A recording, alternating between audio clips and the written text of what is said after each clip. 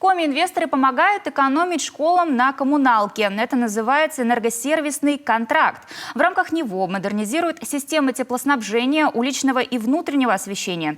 Причем платит за все инвестор. Так, в прошлом году экономить с умом начали в школе села Старожевск Карткировского района. Сколько удалось сэкономить на коммуналке, выяснил Павел Королев.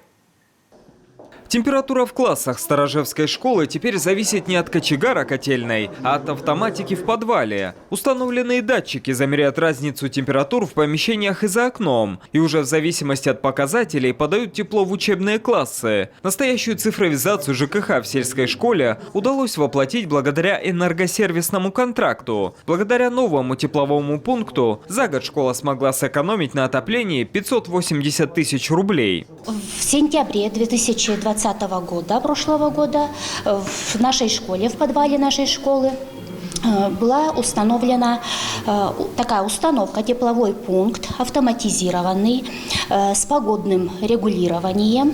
Эта установка дает возможность экономить теплоэнергию, а также регулирует комфортный тепловой режим в школе. Причем все расходы по установке и обслуживанию теплопункта берет на себя инвестор. Прибыль он получает от экономии. Контракт рассчитан на 7 лет. При этом 15% от этой суммы остаются в муниципалитете. И в дальнейшем этот кэшбэк можно потратить на свое усмотрение. Это их деньги, они сами решают. Все, что они после оплаты инвестору, они уж сами там должны определиться, как эти деньги использовать. Но законодательство позволяет достаточно широко, по широкому кругу направлений эти деньги направлять. То есть не только утепление?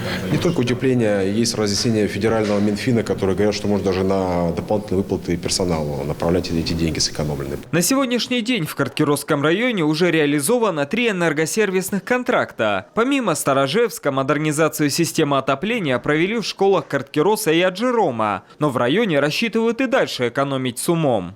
Но у нас есть еще интерес дальше, в тех, особенно населенных пунктах, где были закрыты котельные и где отсутствует центральное отопление, где мы были вынуждены перевести наши объекты соцкультбыта на электроконвектора, там, соответственно, высокая стоимость этой услуги.